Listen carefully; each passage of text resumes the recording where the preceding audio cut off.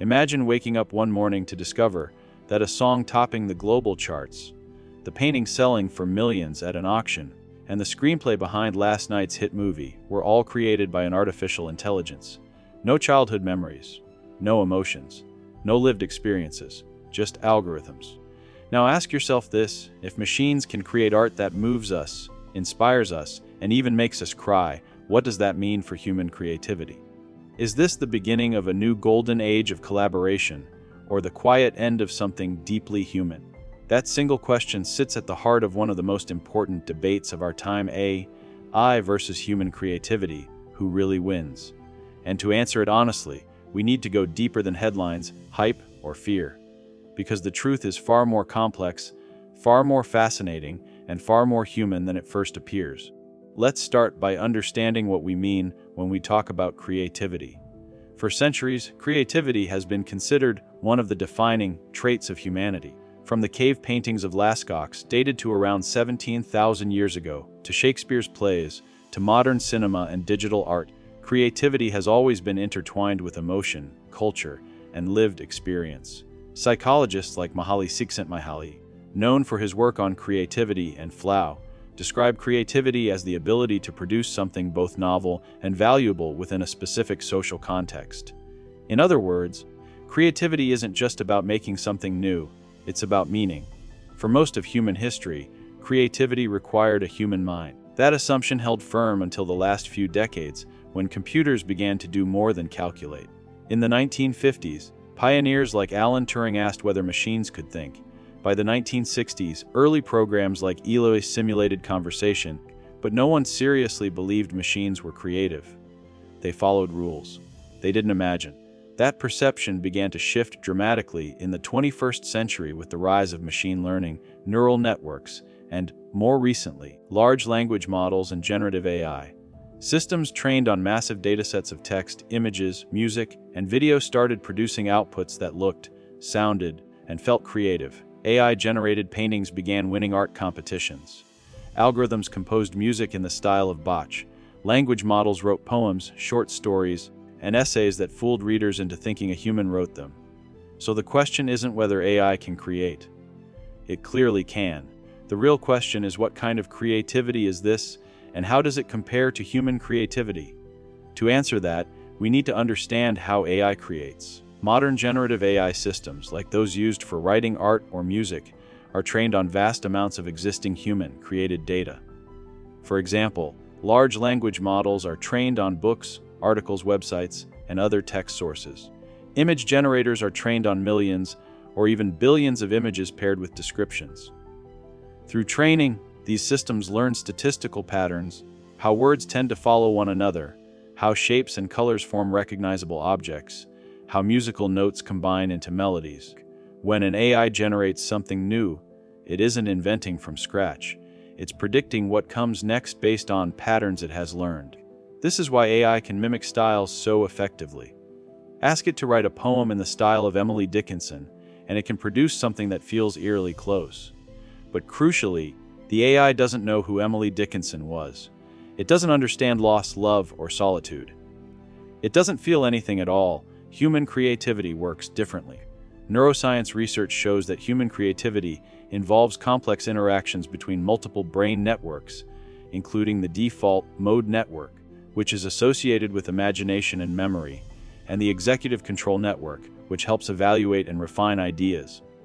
Human creativity is deeply influenced by emotion, personal experience, culture, and social interaction. When a human creates, they bring their entire lived reality into the process, their joys, traumas, beliefs, and hopes. This difference matters. Consider Vincent van Gogh. His paintings are inseparable from his mental health struggles, his isolation, and his intense emotional life. An AI can analyze Van Gogh's brushstrokes and color choices and generate images that resemble his work, but it cannot replicate the inner suffering that gave those paintings their meaning. The output may look similar, but the origin is fundamentally different. And yet, audiences don't always care about origins. In 2018, an AI-generated portrait titled Edmund de Bellamy sold at Christie's auction house for $432,500. The artwork was created using a generative adversarial network trained on classical portraits. Many buyers knew it was AI generated and still valued it. That moment signaled a shift. Creativity was no longer exclusively human in the eyes of the market. This brings us to an uncomfortable reality. In many creative industries, AI is already outperforming humans in speed, scale, and cost. In advertising, AI tools can generate thousands of ad copy variations in seconds. In graphic design, AI can produce logos, illustrations, and layouts almost instantly. In music, AI systems like OpenAI's Jukebox and other commercial tools can generate background tracks tailored to specific moods or genres. For businesses, the appeal is obvious. AI doesn't get tired. It doesn't demand royalties. It can iterate endlessly. In fields where creativity is treated as a commodity, something to be produced quickly and cheaply, AI often wins. But creativity isn't just about output. It's also about intention, responsibility, and connection. Human creators make choices based on values. They respond to social issues. They challenge norms. They take risks not because data suggests it will work, but because it feels necessary. History's most influential creative works, from Picasso's Guernica to Maya Angelou's poetry, were responses to specific human experiences and injustices. They were acts of communication, not just production. AI, by contrast, has no intent. It doesn't decide to challenge power or speak truth to injustice. It can generate content about these topics, but only because humans prompt it to do so.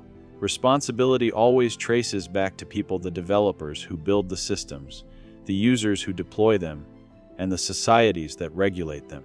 This distinction becomes especially important when we talk about originality. Critics often point out that AI remixes existing work rather than creating truly original ideas. There is some truth to this. AI systems are fundamentally dependent on training data. They cannot create outside the boundaries of what they've learned. Human creativity, while also influenced by prior work, has the ability to break from patterns in unpredictable ways. Humans can intentionally reject conventions, embrace absurdity, or invent entirely new forms of expression.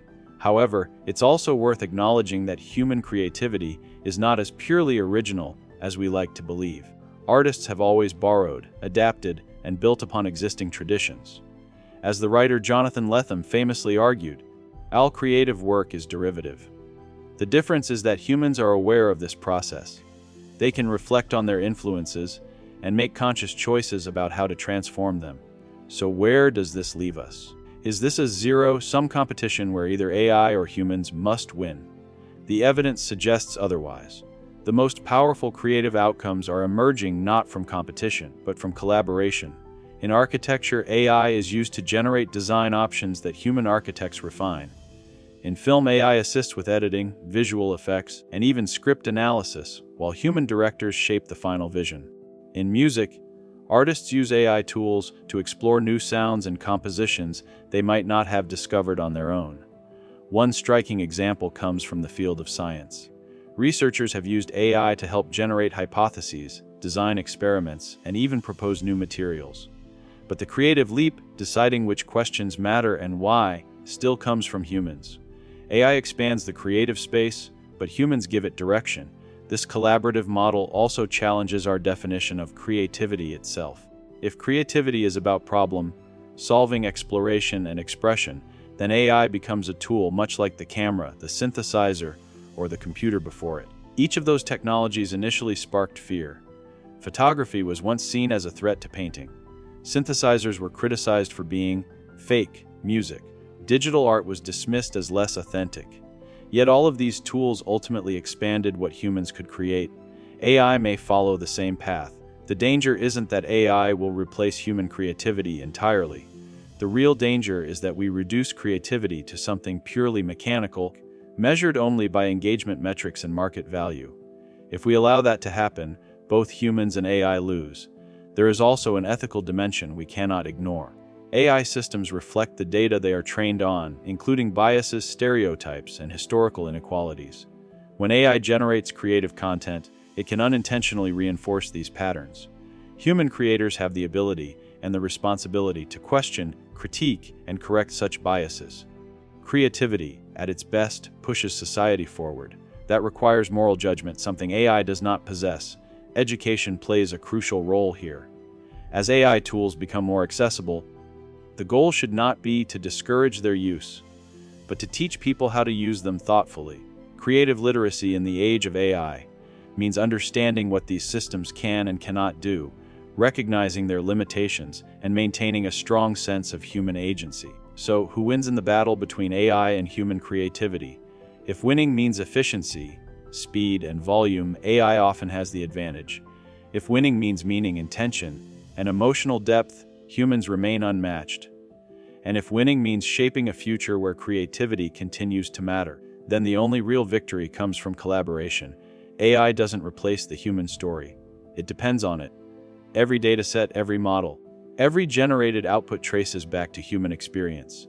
Creativity at its core is still about connection, one mind reaching another across time and space to say, "This is what it feels like to be alive." As we move forward, the question isn't whether AI will become more creative. It will. The question is whether we will remain creative in how we choose to use it. And that choice is still ours. If you found this exploration thought-provoking, dives into the ideas shaping our future, hit the like button if this video challenged your perspective, and share it with someone who's curious or concerned about the rise of AI. Stay connected, stay curious, and I'll see you in the next video.